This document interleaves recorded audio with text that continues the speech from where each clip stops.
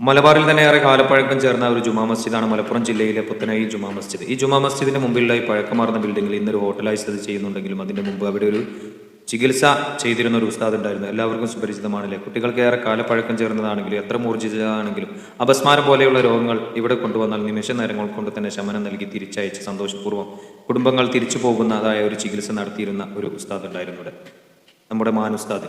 മാനുസ്താദിനെ കുറിച്ച് പറയുകയാണെങ്കിൽ നിങ്ങൾക്ക് എല്ലാവർക്കും അറിയാലേ, ഉജാല മുക്കിയ വെള്ള വസ്ത്രം ധരിച്ച വെള്ളത്താടിയും അത് വെളുത്ത നിറത്തിലുള്ള ഒരു ഉസ്താദായിരുന്നു.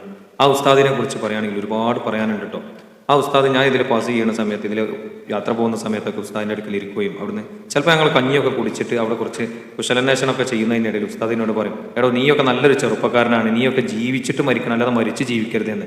അപ്പോൾ ഇതിൻ്റെ അർത്ഥം എന്താണെന്ന് ചോദിച്ചാൽ, മരിച്ച് ജീവിക്കുക എന്ന് പറഞ്ഞാൽ നമ്മളൊക്കെ ഭൂമിയിൽ ജീവിച്ച് സൈലൻ്റ് ആയിട്ട് അങ്ങനെയാണ് ജീവിച്ച് മരിക്കും അല്ലേ, ആർക്കൊരു ഉപകാരം ഉണ്ടാവില്ല, നമ്മൾ തിന്നും കുടിച്ചു അങ്ങനെ ജീവിക്കും. അപ്പോൾ അങ്ങനെ പോകരുത്, നമ്മുടെ ജീവിതം മറ്റുള്ളവർക്ക് ഉപകാരപ്പെടുത്തി എടുത്താലേ നമ്മൾ ഈ ജീവിച്ചതിന് വല്ല അർത്ഥം ഉണ്ടാവില്ല.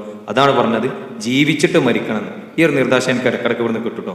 ഇനിയിപ്പോൾ എത്ര തിരക്കാണെങ്കിൽ നമ്മളവിടെ ഇരുന്നാൽ കുറച്ച് നേരം നമ്മളൊക്കെ അവിടെ ഇരുന്നതിന് ശേഷം ഉസ്താദ് കുറച്ച് കാര്യങ്ങളൊക്കെ പറഞ്ഞു, ചിലപ്പം അല്ലെങ്കിൽ നമുക്ക് വല്ല ഏലാഞ്ചി മിഠായിയോ അല്ലെങ്കിൽ വിക്സ് മിഠായിയോ ഒക്കെ തന്ന് നമുക്ക് ചെറിയ ഒരു വിവരങ്ങളൊക്കെ അന്വേഷിച്ച് നമ്മുടെ വീട്ടിലെ കാര്യങ്ങളൊക്കെ അന്വേഷിച്ച് നമ്മൾ തിരിച്ചയക്കും. അത്ര നല്ലൊരു സുന്ദരമായ ഉസ്താദിൽ നിന്ന്. ആ ഉസ്താദും ഈ കാണുന്ന പുത്തനൈ ജുമാ മസ്ജിദിന്റെ 6 അടി മണ്ണിലാണ്. എല്ലാവർക്കും മരിക്കണ്ടേ, ഇത്തരത്തിൽ നല്ല ഉസ്താദുമാരൊക്കെ മരിച്ചു പോകുന്നതിന് നമുക്കൊക്കെ തീരാ നഷ്ടങ്ങളാണ്. പക്ഷേ കുല്ലു നഫ്സിൻ ദാഇഖത്തുൽ മൗത്ത് എന്നാണല്ലോ, എല്ലാ ശരീരം മരണത്തെ രുചിക്കുന്നതാണല്ലോ അല്ലേ. ഉസ്താദിന് മഗ്ഫിറത്തും മർഹമത്തും ജന്നത്തും നൽകി അനുഗ്രഹിക്കട്ടെ.